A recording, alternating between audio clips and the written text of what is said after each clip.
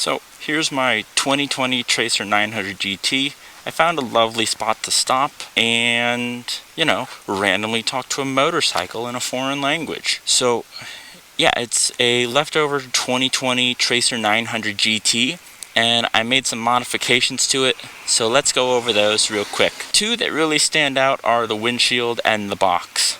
So this box is a made in China box that is shockingly good and cost me about $200 US. And if you get close, you can see this tape is actually black reflective tape, and the bars that are holding it over the seat, this is 4mm thick steel that I did at work.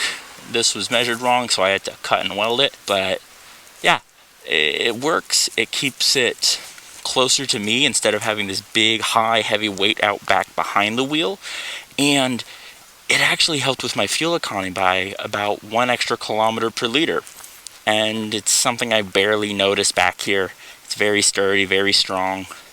And it comes off if I unlock this. It opens, same exact latch. Holds 55 liters according to the website. I have no reason to think that's not true. Yeah, I'm very happy with that part.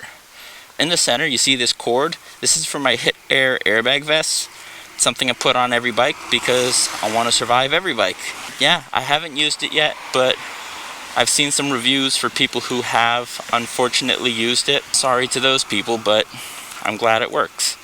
If we move up to the handlebars, this is my phone mount. Again, just the Amazon special of, I don't know, it's not branded, but it locks in place, or you can open it. And on the back, there's a knob that adjusts the fit of these. And my phone, which is a Galaxy S10 Lite, fits perfect. Lock it in, doesn't go anywhere, doesn't wiggle.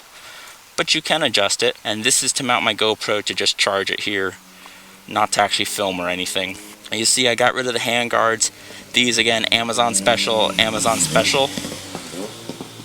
Cool. But yeah, I replaced the mirrors with these caps, got rid of the handguards because they don't really do anything, and put these on. I machined them to fit at work because these bars with the internal weights and everything are not designed for bar end mirrors. And these ones are pretty big. They were about 40 bucks on Amazon. I'm going to link everything in the description that I go over on this video. It's Japanese Amazon, but you can get an idea for what it is. And these mirrors are great. I'll show you when I'm riding just how everything feels and looks, but I don't have to lift up my arm when I'm riding to see. I can actually see behind me pretty good with them. And so it really opens up the top area. Yeah, and then if we keep moving up, you see here's the sw-motech crash bars. I saw some people who crashed with them and said they're pretty good, even though they don't have the cross brace in the center. And this is just some slider pucks and more of that reflective tape. These are, again, Amazon special. I got 8 for $30 US. And I haven't tested it. Hopefully, it's kind of like I have an awry helmet. Hopefully I wasted my money on it because I'll never test it. I got these, hopefully a waste of money. And here are some Amazon sliders, just because when I measured it out, there's a chance that I'll hit here and a chance I will hit here, even with my crash bars. And then here's where the coolant is. This just gives a little protection for that as well. And the angles add up pretty good. And yeah, the last thing to go over is the front end. So if you know what these look like stock, you can tell I took off the windshield. And I made this little carbon fiber cover over a piece of 2mm gauge aluminum. And it's just to clean up the big hole that's left behind when you take the windshield off. I prefer a naked bike. And this has had some trouble. And what I mean by that is, with the windshield, the wind hits you right on the edge of the helmet, and it's very loud. This is quieter, which is weird, a naked bike being quieter.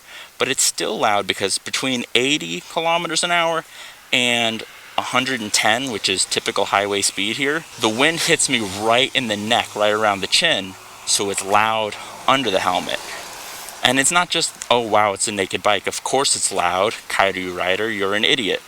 My wife's SV650 is very quiet all the way up to 130, which is legal way out in Chiba. So at 130, her naked SV650 is quiet, and this at 70 is getting loud and annoying. That is what it is, but it's better than with the windshield, and it's not so loud that it's terrible, so annoying's the wrong word. And the last thing to look at real quick is this piece here. This is the sensor for the ETC reader. And a quick throwback to my problem with used bikes in Japan video. Used stuff in Japan, people sell used when something's wrong with it or they're done with it in a negative way. There are no ETCs right now, which stands for electric toll reader, because there was a fire at the factory that makes them all. So we bought one used, and it'll just randomly shut off. So I had to pull over, take the card out from the reader under my seat, give it to them, get this, pay the top rate. Pretty annoying stuff. But so is life. The other thing that I'll show you is, let's look at some lights. So bike on, and hazard lights. So you see this is for, I don't think it's genuinely for Yamahas, but it fits perfectly. And I just used some caulk silicone sealer, and it's in there, it comes out easy, but it's very bright, very easy to see. Even from the front, you can pretty much tell that I'm turning, and there it is on the other side. Then you go to the back. I have these. They're pretty bright right now. At night, they're ridiculously bright. So there's that. Try to trigger the brake light from here, but I put a flasher in my brake light. So it flashes, I think that's 4 times, and then it's solid. Makes it much easier to see. You know, we're motorcycles, we want to be seen. And this is not just patriotism, this is also a highly reflective sticker that works quite well. And then here's the license plate light. Again, Amazon special. These, I forget who makes them, but I'll link them in the description again. They're very bright, very small, wonderful. And this is just more folded aluminum that I made at work to make a presented tail tidy. And as you can see, I would be getting a lot of splashback, but the box here is keeping me clean and beautiful. So, off the top of my head, that's everything I've done to it. Let's go for a quick ride, and I will show you what it's like to ride the bike with this. Oh, just for fun, for preload settings, the rear, I have it all the way tight, and the front, I have it almost all the way tight, just to get as close to sport bike as I can. So without further ado, let's get on the bike. Well, my GoPro mount just broke, so I'll just show you real quick. Here's what it is from the cockpit with no windshield and with the mirrors on. And when I'm holding, see how you can see through the mirror perfectly? Easy. Kairu, osashiburi. Kairu wa mou suitemasu. Hitori wa samishikatta. Yukatta ne. So I guess till I fix my GoPro mount, this has been Kairu Rider. One thing I forgot to say about this cushion is it's sold separately, but it was like 10 bucks. And it's far enough back that I genuinely don't notice the entire box while riding, no matter how hard or whatever I'm riding.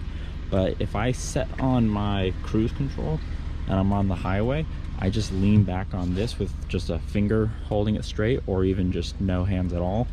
And it's absolutely amazing. If I had this on my Cross America tour last year, this would have been magic.